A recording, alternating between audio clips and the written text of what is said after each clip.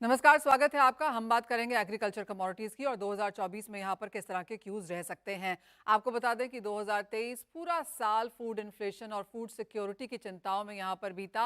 अंतर्राष्ट्रीय बाजारों में हमने मौसम की कंसर्न्स देखी, एल निनो का भय अभी भी बना हुआ है।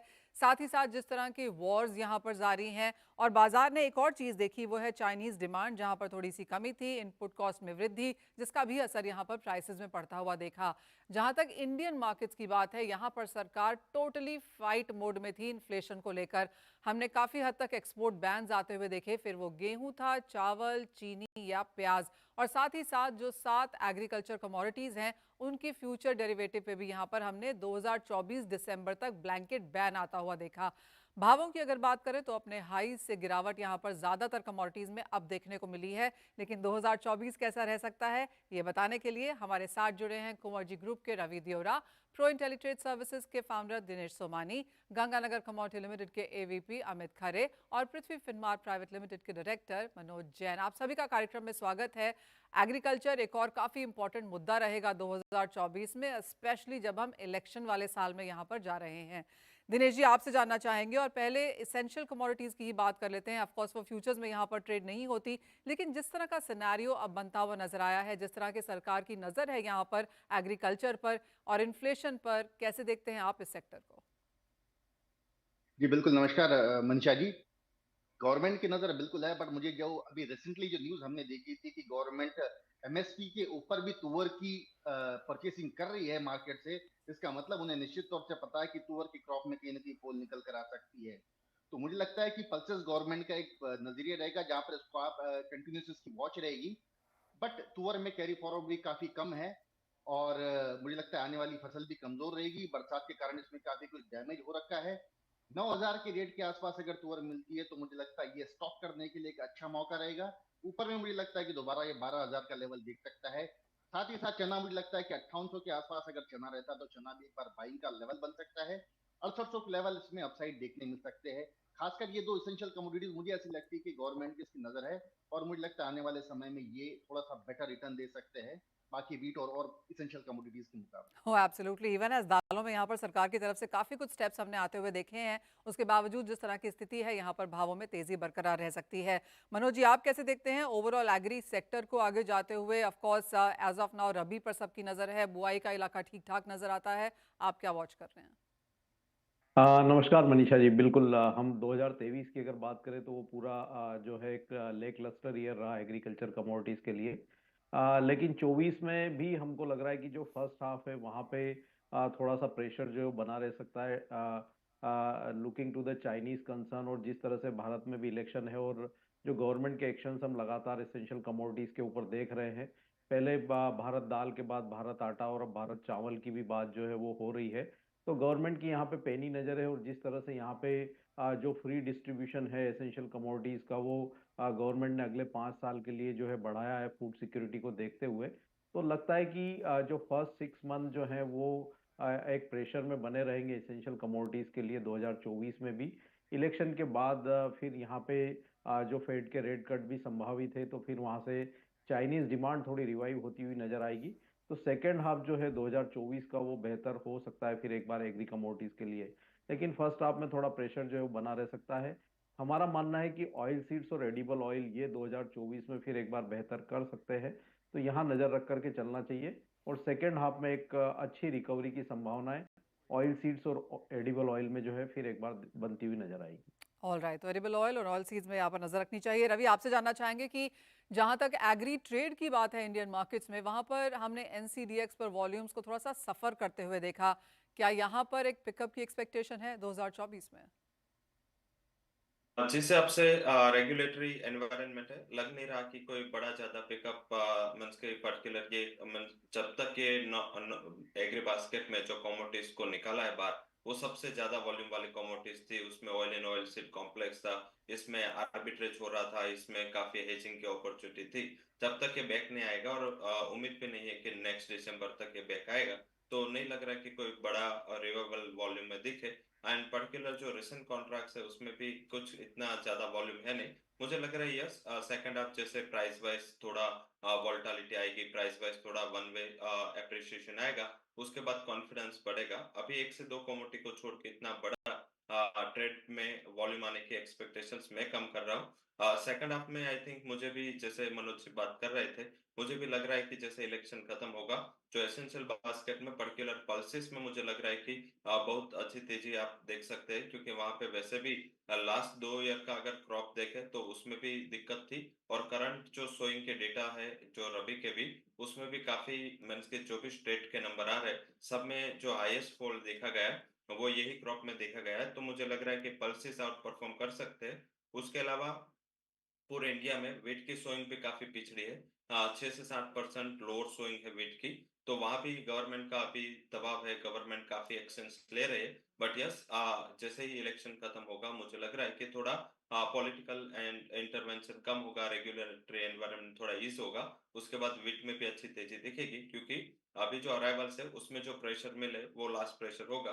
तो ओवरऑल वॉल्यूम को लेकर मुझे लग रहा है कि फिजिकल बास्केट ये साल के सेकंड हाफ में काफी बेटर रहेगा in terms of derivative trading as well as physical trading, दोनों के लिए सेकंड हाफ ब्राइट रह सकता है।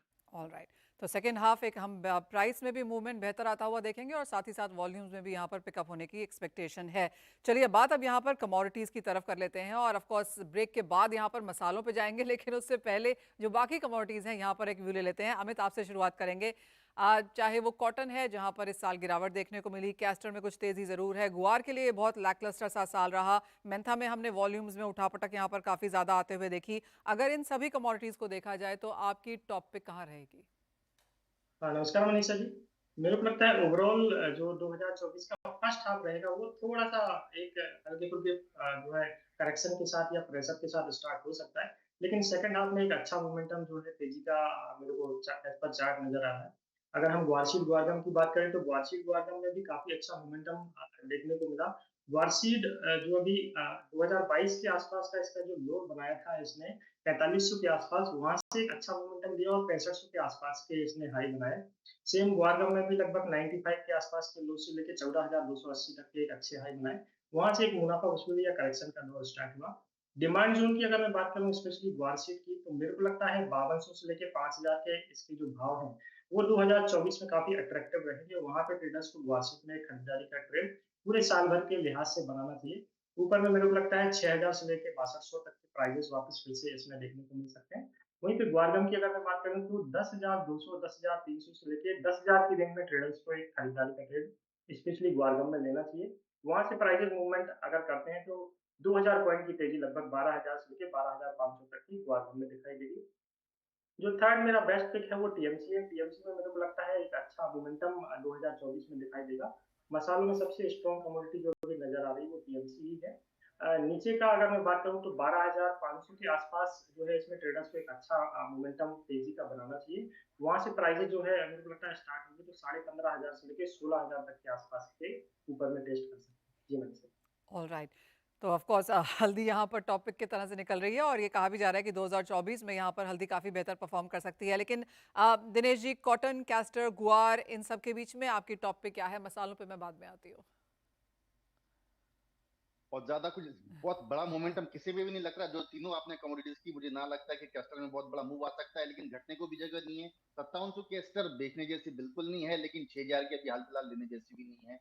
वही बात कॉटन सीड ऑयल की मुझे लगता है 2640 2850 ये रेंज हाल फिलहाल आने वाले 3 से 4 महीने के लिए रह सकती है। आने वाला साल मुझे बहुत ज्यादा ऐसा लुक्रेटिव नहीं लगता है कि कहीं मोमेंट आ जाए। Same is the case with cotton. 2 साल पहले इसमें जो विस्फोटक तेजी आई थी, उसके बाद में नॉर्मली कोई भी कमोडिटीज में एक मल्टी हाई जब ब्रेक होते हैं 2 साल इसमें लैकलस्टर होते हैं। और सेम केस मुझे कपास में भी लग रही थी। एनसीडीएक्स कपास नीचे में 1505 1510, ऊपर में 1600 1610। अगर 1690 के ऊपर कहीं जाती है तो कोई एक बड़ा मूव बन सकता है, जो हाल फिलहाल संभावनाएं कम नजर आती है। तो तीनों ही कमोडिटीज में मुझे ऐसी कोई मेजर मूवमेंट या मेजर गेन्स नजर नहीं आते। ऑल राइट, तो क्लियरली यहाँ पर बात मसालों की ही करनी होगी क्योंकि बाकी कमोडिटीज में एक लैकलस्टर ट्रेड हमने यहाँ पर बनता हुआ देखा है। तो एक ब्रेक के लिए रुक जाते हैं, जब लौटेंगे तो बात यहाँ पर करेंगे मसालों की और सभी एक्सपर्ट से ये भी जानने की कोशिश करेंगे कि अगले साल में अगर एक कोई क्यू ने उठाना हो कि कैसे एग्री कमोडिटीज क्या चीज़ को देखना चाहेंगी, कहाँ से हम मेजर मूवमेंट यहाँ पर आता हुआ देखेंगे, वो भी जानने की कोशिश करेंगे इस ब्रेक के बाद।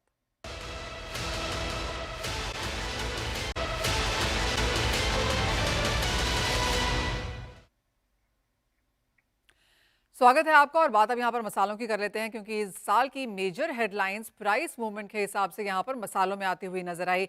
रवि, कैसे देखते हैं आप ओवरऑल मसालों का पैक? जीरे ने अपना ऑल टाइम हाई बनाया, वहां से करीबन 50% की मुनाफा वसूली और गिरावट भी देख ली इस साल। ऑफ कोर्स 2024 के लिए हल्दी को अब यहाँ पर टॉप कमोडिटी के तौर पर प्रोजेक्ट किया जा रहा है, लेकिन आप कैसे देखते हैं 2023 को और अब 24 को मसालों के तहत?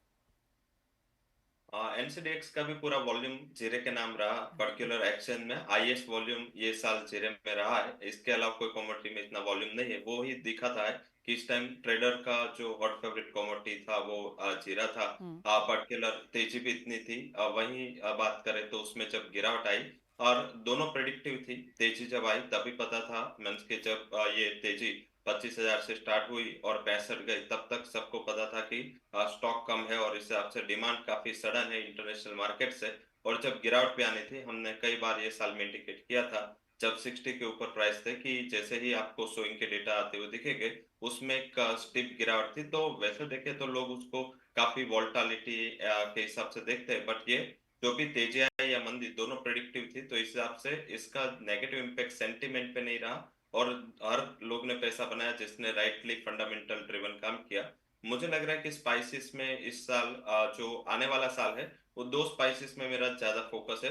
जीरा हालांकि इतनी बड़े वोल्टाइल कमोडिटी है, इस हिसाब से थोड़े आउट ऑफ थीम जाएगा। जैसे आगे बात हुई कॉटन की, 1 साल की तेजी के बाद 2 साल के बाद वहां पे लैकलस्टर मूव रहा। यही हिसाब से मुझे जीरा में भी लग रहा है कि कंसोलिडेशन का साल रहेगा। बट टर्मरिक एंड धनिया दोनों में मुझे लग रहा है कि एक अच्छी तेजी दिखनी चाहिए।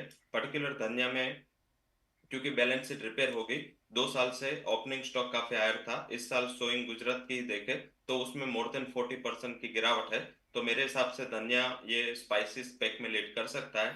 7,000 से 7,100 के करीब काफी अहम सपोर्ट है। आप धनिया में फोकस रखें। 6300 6400 के करीब उसका साल का बॉटम है, वो शायद लग रहा है कि ब्रेक नहीं होना चाहिए। और आगे 8,800 से 9,000 तक की रैली आप ये साल में धनिया में आते हुए दिख सकते हैं। ऑलराइट, तो हल्दी और धनिया स्पेशली यहाँ पर नजर रखने की जरूरत है। अमित, आप कैसे थे? आपने हल्दी में ऑफ कोर्स यहाँ पर अपने टॉपिक बताया है, लेकिन जहाँ तक जीरे और धनिया की बात है यहाँ पर क्या क्यों है? जीरे में काफी अच्छा मोमेंटम, मतलब इतिहास 2023 में जो रचा है वो स्पाइसेस में जीरे ने रचा है। 2020 के आसपास जो इसके भाव चल रहे थे वो 12,450 के आसपास थे। लगभग 65,000 के आसपास का हाई इसने 2023 में बनाया। वहां से एक हल्का फुल्का करेक्शन जो है इसमें स्टार्ट हुआ, लगभग 50% के आसपास का इसका करेक्शन रहा। मेरे को लगता है इसके जो एंट्री के लेवल है, एज पर मैं करंट वाइड बात कर रहा हूँ, 27,000 से लेकर 24,000 की रेंज में ट्रेडर्स अगर एंट्री करते हैं 2024 में, तो मेरे को लगता है वहां से 40 से 50% का रिटर्न ट्रेडर्स को स्पेशली जीरे में मिल सकता है। धनिया की अगर मैं बात करूँ, धनिया के जो डिमांड जोन है एज पर करंट वायदा वो 7100 से लेकर 6700 की रेंज में, वहां से मोमेंटम जो स्टार्ट होता है इसका, तो मेरे को लगता है 8500 से लेकर 8800 तक के भाव इसमें देखने को मिल सकते हैं। और जो हल्दी का वायदा है, मेरे को लगता है 12,500 के आसपास अगर ट्रेडर्स लेते हैं तो वहां से 15,500 से लेकर 16,000 तक के भाव 2024 में इसमें भी देखने को मिल सकते हैं। ऑलराइट, मनोज जी, आपका क्या क्यू है, क्या सेंस है, कहाँ कौन से मसाले पर आप बेट कर रहे हैं? मसालों में मेरा मानना है मनीषा जी कि दो मसाले यहाँ पे बेहतर कर सकते हैं 2024 में, धनिया और हल्दी। हल्दी का जो मोमेंटम 2023 का है वो 24 में भी कंटिन्यू करता हुआ नजर आएगा। फंडामेंटल काफी स्ट्रांग है और जो स्टॉक थे वो तेजी से डिप्लीट होते हुए नजर आए हैं। तो हल्दी पे नजर रखना चाहिए। जो बाइंग रेंज है वो 13,500 से 13,000 के बीच में, इसमें जो है बाइंग की रणनीति बना के चलना चाहिए 12,200 के स्टॉप लॉस से। मेरा मानना है कि 15,670 से 16,000 तक के जो स्तर है हल्दी फिर इस बार दिखाती हुई नजर आएगी।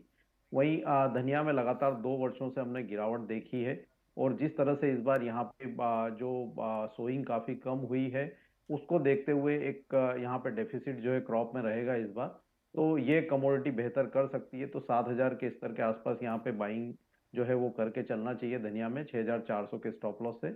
हमारा मानना है कि 8,500 से 8,800 तक के जो स्तर है वो धनिया फिर एक बार दिखा सकता है। जीरा में एक बड़ी बढ़त के बाद लगभग 50% के करेक्शन यहाँ होते हुए नजर आए हैं। लेकिन जिस तरह की जो सोइंग है, अगर ये मौसम में कोई गड़बड़ नहीं होती और क्रॉप उतनी ही आती है तो ये कमोडिटी जो है पूरे साल प्रेशर में बनी रह सकती है। तो जीरा से यहाँ पे दूर ही रहने की सलाह रहेगी। लेकिन हाँ, 2024 में हल्दी और धनिया मसाला पैक में एक बेहतर पीक नजर आती है। All right. तो जितना जीरे में काम होना था, जितनी लोगों ने जीरा लेनी थी, वो सब 2023 में हो चुका है। अब 2024 अब यहाँ पर नए मसालों को लेकर आएगा। दिनेश जी, आप कैसे देखते हैं? और अगर आप भी हल्दी और यहाँ पर धनिया देख रहे हैं तो आपके टारगेट्स क्या हैं?